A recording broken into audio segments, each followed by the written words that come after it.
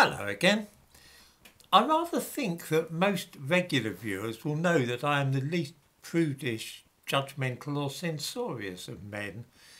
I have an exceedingly open attitude towards sex lives of others, and I don't disapprove of anything at all consensual among adults.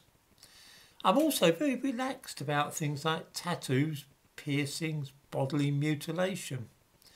I've seen young people with pierced ears, noses, lips, nipples, belly buttons and tongues. I wouldn't do it myself, but hey, I really could not be more indifferent if another grown man or woman wants to have his or her body hacked about in that way. Of course, sometimes such mutilations are a little more serious than just a pierced ear. Some people have their tongues split so that they look forked, like a snake.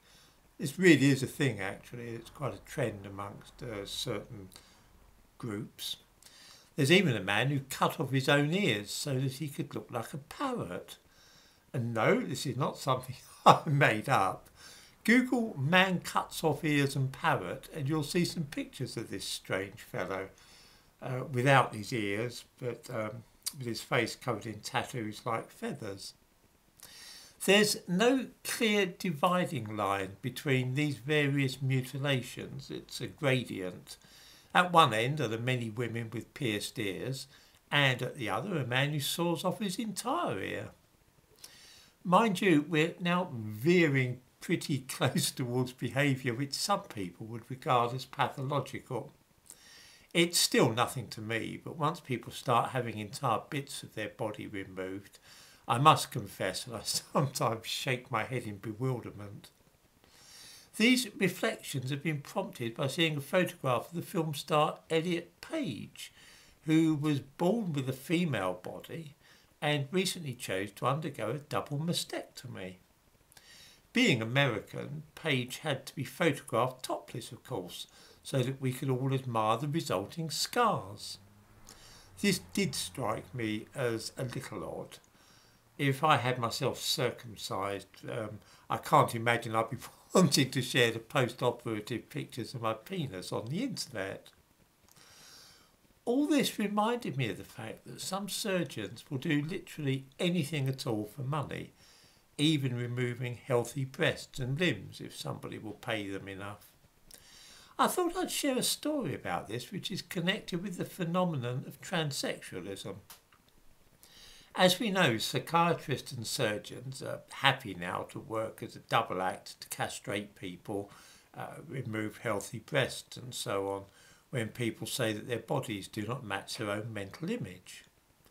Somebody with a male body will have their testicles removed and their penis turned inside out and inserted into a surgically made cavity in the body to create an imitation vagina.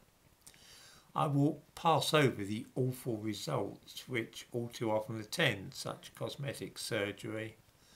Some critics of these procedures have compared them with a man who has a delusion that he is Admiral Nelson and tries to find a surgeon who will amputate his arm and blind him in one eye so that he can get into character more easily. What an offensive comparison, though. I mean, no surgeon and psychiatrist would get together to take off somebody's healthy arm or leg like that, would they? It would be criminal. Actually, that is exactly what has been done. And it was a psychiatrist who was an expert in transsexualism who actually persuaded a surgeon to saw off people's legs so that their body could match their image of how they thought they ought to look. By any standards, Dr. Russell Reid was an odd man. In the description to this video, I give a link to a brief account of his life. He was a psychiatrist who had an interest in arranging for people to have bits chopped off their bodies.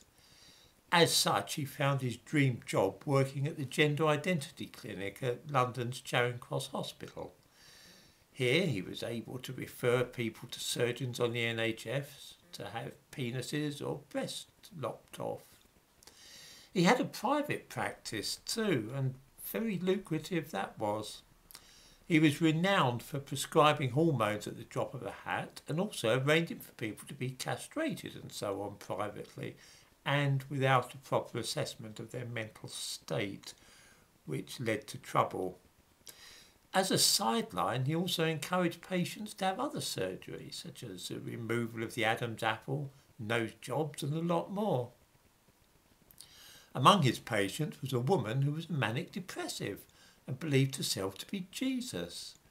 She sought to change gender because she thought it would be easier for her then to become Jesus Christ.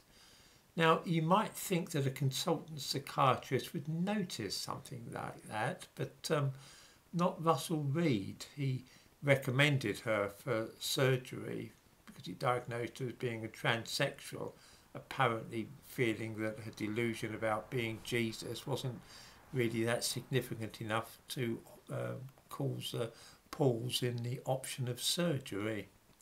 Then there was a convicted paedophile he treated who thought he'd be able to get better access to children if he had the body of a woman. Both these people subsequently changed their mind, although not before the man had himself surgically castrated by a surgeon recommended by Russell Reid. Other patients also changed their mind after operations and wished to resume life in their original gender. Reid employed one of his post-operative male-to-female patients later as a receptionist at his clinic. A number of patients called him Uncle Russell, which was, to say the least of it, a little odd and caused raised eyebrows among other doctors. All this ultimately ended with the General Medical Council reviewing Dr. Reid's fitness to practice. He had, as I say, been dishing out hormones at the first appointment and not apparently noticing when his patients were mentally ill and thought they were Jesus Christ, still recommending surgery and so on. In the end, he retired and so avoided any trouble or any particular censure by the General Medical Council. There was something even odder than this, though, which perhaps suggests it was a good thing he was no longer practicing and teaming up with surgeons to cut off healthy body parts. In addition to transsexualism, Dr. Reid had an interest or fascination for apotemnophilia, which is sometimes known as body integrity disorder. Those involved in this scene refer to themselves as being transabled. Again, I'm not making this up, this is actually a thing. There's a whole transabled community of people that want to have their legs amputated or to be blinded or deafened and so on. I wonder if viewers could guess what Dr. Reid did. Yes, that's right. He got together with a surgeon called Robert Smith and arranged for him to saw off the healthy legs of two people who rather thought they would like to be crippled in this way. He remarked himself that it was similar in some ways to the sort of thing he'd already been doing at Charing Cross. The world of transsexualism crosses over with other rather unusual interests in a number of ways, of which having a leg sawn off unnecessarily is just one more example. Although Russell Reid was perhaps an extreme instance of a very odd man who worked in the field, he was by no means the only one.